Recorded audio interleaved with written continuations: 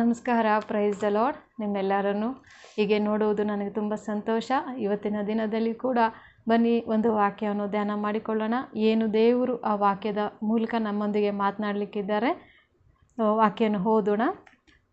2 ಕೊರಿಂಥದವರಿಗೆ ಬರೆದ ಪತ್ರಿಕೆ 9ನೇ ಅಧ್ಯಾಯ 7ನೇ ವಚನ ನಾವು ಧ್ಯಾನ ಮಾಡಿಕೊಳ್ಳೋಣ. ವಾಕ್ಯ ಹೇಳ್ತದೆ, ಪ್ರತಿಯೊಬ್ಬನು ತನ್ನ ತನ್ನ ಹೃದಯದಲ್ಲಿ ನಿರ್ಣಯಿಸಿಕೊಂಡ ಪ್ರಕಾರ ಕೊಡಲಿ. ದುಃಖದಿಂದಾಗಲಿ ಬಲಾತ್ಕಾರದಿಂದಾಗಲಿ ಯಾರೂ ಕೊಡಬಾರದು, ಯಾಕಂದರೆ ಸಂತೋಷವಾಗಿ ಕೊಡುವವನ ಮೇಲೆ ದೇವರಿಗೆ ಪ್ರೀತಿಯುಂಟು. ನೋಡ್ರಿ, ಎಷ್ಟೊಂದು ಒಳ್ಳೆಯ ಒಂದು ವಾಕ್ಯವಾಗಿದೆ ಅಲ್ವಾ? ಇದು ನಿಜ ಅಲ್ವಾ? ಇದು ಯಾವುದ್ರ ಬಗ್ಗೆ ಮಾತಾಡ್ತಾ ಇದೆ ಅಂತ ನಿಮಗೆ ಅರ್ಥ ಆಗಿರ್ಬೋದು. ನಾವು ಆಫರಿಂಗ್ಸ್ ಕೊಡೋದ್ರ ಬಗ್ಗೆ, ಅಂದರೆ ಕಾಣಿಕೆ. ದೇವರಿಗೆ ನಾವು ಯಾವ ರೀತಿ ಕಾಣಿಕೆಯನ್ನು ಅರ್ಪಿಸಬೇಕು, ನಾವು ಮನಸ್ಸಿನಲ್ಲಿ ನಿರ್ಣಯಿಸಿಕೊಂಡ ಪ್ರಕಾರ ಕೊಡಬೇಕು. ನಾವು ದೇವರಿಗೆ ಇಷ್ಟು, ಮತ್ತು ಮನೆ ಖರ್ಚಿಗೆ ಇಷ್ಟು, ಮಕ್ಕಳ ವಿದ್ಯಾಭ್ಯಾಸಕ್ಕೆ, ಅಂದರೆ ಬೇರೆ ಬೇರೆ ಖರ್ಚುಗಳಿಗೆಲ್ಲ ನಾವು ಎತ್ತಿಟ್ಟಿರ್ತೀವಿ, ನಾವು ನಿರ್ಣಯಿಸ್ಕೊಂಡಿರ್ತೀವಿ.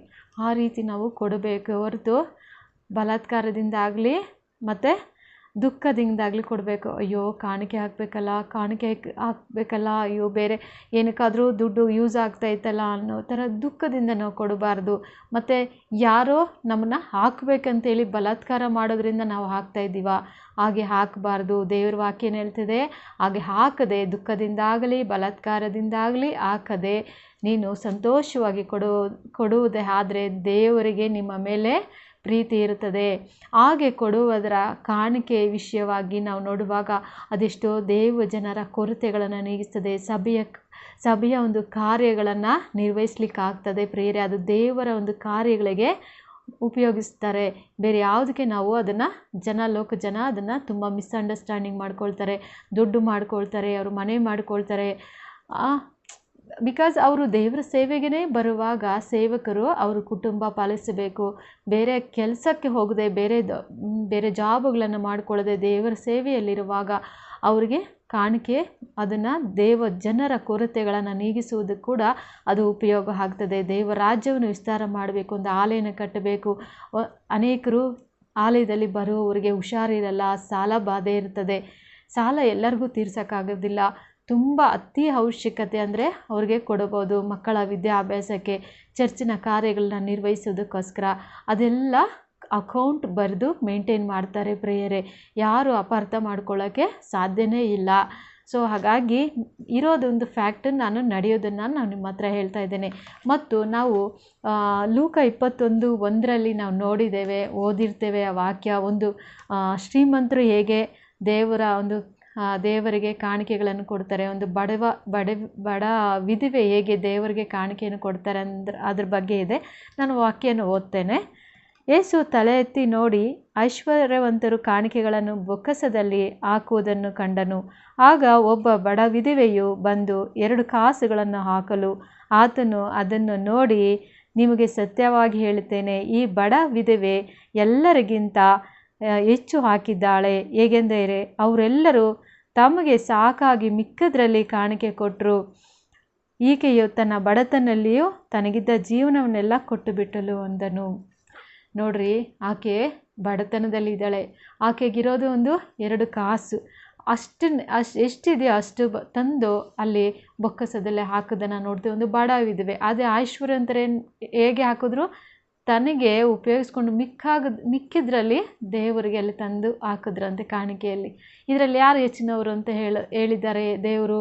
ಆ ಬಡ ವಿಧವೆ ಹಾಕಿದ 2 ಕಾಸುಗಳು ಆಕೆಗೆ ಇರುವುದನ್ನೆಲ್ಲ, ಅಂದರೆ ತನ್ನ ಜೀವನವನ್ನೇ ಅಲ್ಲಿ ಆಕೆ ತನಗಿದ್ದೆಲ್ಲ ಜೀವನವೆಲ್ಲ ಕೊಟ್ಟು ಬಿಟ್ಟಳು ಅಂತ ದೇವರು ಹೇಳ್ತಾ ಇದ್ದಾರೆ. ಆಕೆ ಎಲ್ಲ ಅವ್ರಿಗಿಂತಲೂ ಹೆಚ್ಚಿನವಳು ಅಂತ. ಸೊ ಆ ರೀತಿ ನಾವು ಅನ್ನಿಸ್ಕೊಳ್ಳಬೇಕು. ಸೊ ನಾವು ಈಕೆ ಥರ ನಾವು ನಮಗಿರೋದನ್ನೆಲ್ಲ ಕೊಡಬೇಕು ಅಂತ ಹೇಳ್ತಾ ಇಲ್ಲ, ಆದರೆ ಆ ಮನಸ್ಸು ತುಂಬ ದೊಡ್ಡದಲ್ವ. ಆ ರೀತಿ ಕೊಡುವಾಗ ನಮಗೆ ಏನು ಬೇಡ, ಈ ದೇವರೇ ಕೊಟ್ಟಿದ್ದಾನೆ, ದೇವರಿಗೆ ಕೊಡೋಣ ಅನ್ನೋದು ಮನಸ್ಸು ನಮಗೆ ಬರೋದಿಲ್ಲ. ಐಶ್ವರ್ಯರಿಗೆ ಮತ್ತು ಬಡವರಿಗಿರುವ ವ್ಯತ್ಯಾಸ ನೋಡ್ರಿ. ಅದಕ್ಕಾಗಿಯೇ ನಮ್ಮ ಮನಸ್ಸಿನಲ್ಲಿ ನಿರ್ಣಯಿಸಿಕೊಂಡ ಪ್ರಕಾರ ನಾವು ಕಾಣಿಕೆಗಳನ್ನು ಕೊಡೋಣ. ನಿನ್ನಲ್ಲಿದ್ದರೆ ಕೊಡ್ರಿ. ಮತ್ತು 10ರಲ್ಲಿ 1 ಭಾಗ ದೇವ್ರ ಕಾಣಿಕೆ ಕೊಡಬೇಕಲ್ವಾ. ನಮಗೆ ದುಡಿಲಿಕ್ಕೆ ದೇವ್ರ ಶಕ್ತಿ ಬಲ ಕೊಟ್ಟಿದ್ದಾರೆ. ಆದರೆ ಶಕ್ತಿ ಬಲ ಇಲ್ದಿರೋರು, ಹಾಸಿಗೆ ಹಿಡಿದಿರೋರು ಎಷ್ಟೋ ಜನ ಇದ್ದಾರೆ. ಅದು ದುಡಿಯೋಕ್ಕಾಗುತ್ತಾ? ಇಲ್ಲ. ಸೊ ನಾವು ದುಡಿತಾ ಇದ್ದೀವಿ, ನಮ್ಮ ಕುಟುಂಬ ಚೆನ್ನಾಗಿದೆ, ಎಲ್ಲ ನಡೀತಾ ಇದೆ, ಹೆಚ್ಚೆಚ್ಚು ನಾವು ದುಡ್ಡು ಖರ್ಚು ಮಾಡ್ತಾ ಇದ್ದೀವಿ. ಯೋಚನೆ ಮಾಡಿ, ನಾವು ದೇವ್ರಿಗಂತ ಇಷ್ಟಂತ ನಾವು ದೇವರಿಗೆ ಎತ್ತಿಡೋದು ನಮಗೆ ಆಶೀರ್ವಾದಕರವಾಗಿರ್ತದೆ. ದೇವರಿಗೆ ಕೊಡಬೇಕಾಗಿದ್ದು ನಾವು ಬಚ್ಚಿಟ್ಕೊಳ್ಬಾರ್ದು. ನೋಡ್ರಿ, ಹೆಚ್ಚಾಗಿ ಬಿತ್ತುವವನು ಹೆಚ್ಚಾಗಿ ಕೊಯ್ಯುವನಂತೆ ಅಲ್ವಾ. ನಾವು ಹೆಚ್ಚಾಗಿ ನಾವು ದೇವರಿಗೆ ನಾವು ಕೊಡುವಾಗ ದೇವರಿಗೆ ನಮ್ಮ ಮೇಲೆ ಪ್ರೀತಿ ಇರ್ತದೆ. ದೇವರು ಇನ್ನಷ್ಟು ನಮಗೆ ಕೊಡುವನಾಗಿದ್ದಾನೆ. ನಾವು ಹೆಚ್ಚಾಗಿ ಬಿತ್ತಲ್ಪಡ್ತೀವಿ, ಹೆಚ್ಚಾಗಿ ಕೊಡುವಾಗ ಹೆಚ್ಚಾಗಿ ನಾವು ಪಡ್ಕೊಳ್ತೇವೆ ಪ್ರೇಯರೆ. ಸೊ ನೋಡಿ, ಸ್ವಲ್ಪ ಕೊಡುವಾಗ ಸ್ವಲ್ಪವನ್ನು ಅವನು ಪಡ್ಕೊಳ್ತಾನೆ. ನೋಡ್ರಿ, ಇದ್ರ ಮೇಲೆ ಈ ಒಂದು ವಾಕ್ಯದಲ್ಲಿ 6ನೇ ವಚನದಲ್ಲಿ ನೋಡ್ತೇವೆ. ಆದರೆ ಸ್ವಲ್ಪವಾಗಿ ಬಿತ್ತುವನು ಪೈರನ್ನು ಸ್ವಲ್ಪವಾಗಿ ಕೊಯ್ಯುವನು, ಹೆಚ್ಚಾಗಿ ಬಿತ್ತುವನು ಹೆಚ್ಚಾಗಿ ಕೊಯ್ಯುವನು. ಹೆಚ್ಚಾಗಿ ಕೊಡುವಾಗ ನಮಗೆ ಹೆಚ್ಚಾಗಿ ದೇವ್ರು ಕೊಡ್ತಾನೆ, ಸ್ವಲ್ಪ ಕೊಡುವಾಗ ಸ್ವಲ್ಪನೇ ದೇವ್ರು ಕೊಡ್ತಾನೆ ಅಲ್ವಾ. ನಾವು ಕೊಡುವ ಅಳತೆಯಿಂದಲೇ ದೇವರು ನಮ್ಮನ್ನು ಅಳೆಯುವನಾಗಿದ್ದಾನೆ ಪ್ರೇಯರೆ. ಸೊ ಈ ವಾಕ್ಯದಂತೆ ನಾವು ಅರ್ಥ ಮಾಡಿಕೊಳ್ಳೋಣ. ದೇವರಿಗೆ ನಾವು ನಿರ್ಣಯಿಸಿಕೊಂಡ ಪ್ರಕಾರ ಕಾಣಿಕೆಗಳನ್ನು ದೇವ್ರಿಗೆ ಸಮರ್ಪಿಸೋಣ. ಅದರಲ್ಲಿ ಯಾವುದೇ ಒಂದು ಅನುಮಾನ ಬೇಡ. ಬೇರೆಯವರು ಯೂಸ್ ಮಾಡ್ತಾರೆ, ಪಾಸ್ಟರ್ಗಳು ಯೂಸ್ ಮಾಡ್ತಾರೆ, ಅದನ್ನು ಸ್ವಾರ್ಥಕ್ಕಾಗಿ ಯೂಸ್ ಮಾಡ್ತಾರೆ, ಏನೂ ಇಲ್ಲ. ನಿಮ್ಮ ಮನಸ್ಸಿನಲ್ಲಿ ದೇವ್ರಿಗೆ ಅಂತ ನೀವು ಕಾಣಿಕೆಯನ್ನು ಕೊಡೋದನ್ನು ನಿರ್ಣಯಿಸಿಕೊಂಡ್ರೆ ಅದು ದೇವರು ಅದನ್ನು ಉಪಯೋಗಕ್ಕೆ ಬರುವ ರೀತಿಯಲ್ಲಿ ಉಪಯೋಗಿಸ್ತಾನೆ ಪ್ರೇಯರೆ. ಖಂಡಿತ ನೀವು ಕೊಡುವ ಕಾಣಿಕೆ ಸಂದೇಹ ಪಡದೆ, ಬಲಾತ್ಕಾರದಿಂದ ಕೊಡದೆ, ನೀವು ಸಂತೋಷವಾಗಿ ಕೊಡುವಾಗ ಅದರ ಮೇಲೆ ದೇವರಿಗೆ ಎಷ್ಟೋ ಪ್ರೀತಿ ಇರ್ತದೆ ಪ್ರೇಯರೆ. ದೇವರು ಸಂತೋಷ ಪಡುವನಾಗಿದ್ದಾನೆ, ಆಶೀರ್ವದಿಸ್ತಾನೆ, ಎಲ್ಲವನ್ನು ನಮಗೆ ದೇವರೇ ತಾನೇ ಕೊಡ್ತಾನೆ. ಸೊ ಹಾಗಾಗಿ ದೇವರಿಗೆ ನಾವು ಸಂತೋಷವಾಗಿ ಕೊಡೋಣ. ಖಂಡಿತ ದೇವರು ನಮ್ಮನ್ನು ಹೆಚ್ಚಾಗಿ ನಮ್ಮನ್ನು ಆಶೀರ್ವದಿಸ್ತಾನೆ, ವೃದ್ಧಿಪಡಿಸ್ತಾನೆ, ಅಭಿವೃದ್ಧಿಪಡಿಸ್ತಾನೆ. ನಮ್ಮ ಕುಟುಂಬದಲ್ಲಿ ಒಂದು ಆಶೀರ್ವಾದಕರವಾಗಿ ನಾವು ಜೀವಿಸಬೇಕಾದ್ರೆ ನಮಗೆ ಯಾವುದೇ ಕೊರತೆ ಇಲ್ದಿರ ನಾವು ಇರೋದರಲ್ಲಿ ದೇವರಿಗೆ ಸಂತೋಷವಾಗಿ ಕೊಡೋಣ. ದೇವರ ವಾಕ್ಯವನ್ನು ಆಶೀರ್ವದಿಸಲಿ. ಒಂದು ಚಿಕ್ಕ ಪ್ರಾರ್ಥನೆ ಮಾಡ್ಕೊಳ್ಳೋಣ. ಪ್ರೀತಿ ಸ್ವರೂಪನ ದೇವರೇ, ನಿಮಗೆ ಸ್ತೋತ್ರಪ್ಪ. ಈ ಒಂದು ವಾಕ್ಯಗಳನ್ನು ನೀವು ಮಾತನಾಡಿ ನಮ್ಮನ್ನು ಎಚ್ಚರಿಸಬೇಕಾಗಿ ಸ್ತೋತ್ರಪ್ಪ. ನಾವು ದುಃಖದಿಂದಾಗಲಿ ಬಲಾತ್ಕಾರದಿಂದಾಗಲಿ ಸ್ವಾಮಿ ನಾವು ಕಾಣಿಕೆಯನ್ನು ಕೊಡಬಾರ್ದು.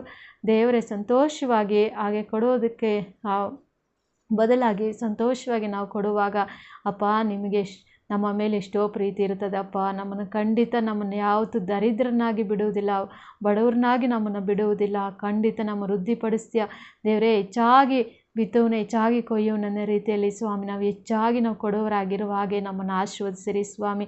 ನಮ್ಮ ಕೈ ಕೆಲಸಗಳನ್ನು ಸ್ವಾಮಿ, ನಮ್ಮ ಒಂದು ಕರ್ತನೆ ಅಪ್ಪ, ನಾವೇನು ಸಂಪಾದನೆ ಮಾಡ್ತೀವೋ ಅದನ್ನು ನೀವು ಆಶೀರ್ವದಿಸಿರಿ ಸ್ವಾಮಿ. ಸ್ತೋತ್ರ ಅಪ್ಪ. ಹಾಗೆ ಮಾಡೋದಕ್ಕಾಗಿ ಸ್ತೋತ್ರ. ಈ ಒಂದು ಯೂಟ್ಯೂಬ್ ಮೂಲಕವಾಗಿ ವಾಕ್ಯಗಳನ್ನು ಕೇಳಿಸ್ಕೊಳ್ಳುವ ಪ್ರತಿಯೊಬ್ಬರು ನೀವು ಆಶೀರ್ವದಿಸಿರಿ. ನಿನ್ನ ವಾಕ್ಯಗಳ ಮೂಲಕ ನೀವು ಎಚ್ಚರಿಸಿ ಆ ವಾಕ್ಯಗಳ ಪ್ರಕಾರ ನಡಲಿಕ್ಕೆ ಅವ್ರಿಗೆ ಸಹಾಯ ಮಾಡಬೇಕಾಗಿ ಯೇಸುವಿನ ಪರಿಶುದ್ಧವಾದ ನಾಮದಲ್ಲಿ ಈ ಪ್ರಾರ್ಥನೆಯನ್ನು ಬೇಡಿದ್ದೇನೆ ತಂದೆ, ಆಮೇನ್. Thank you. ದೇವರು ಈ ವಾಕ್ಯದ ಪ್ರಕಾರ ನಿಮ್ಮ ನಡೆಸಲಿ. ದೇವರು ಇನ್ನಷ್ಟು ವಾಕ್ಯಗಳ ಮೂಲಕ ನಿಮ್ಮನ್ನು ಬಲಪಡಿಸಲಿ ಎಂದು ನಾನು ಬೇಡ್ಕೊಳ್ತೇನೆ. ಆಮೇನ್.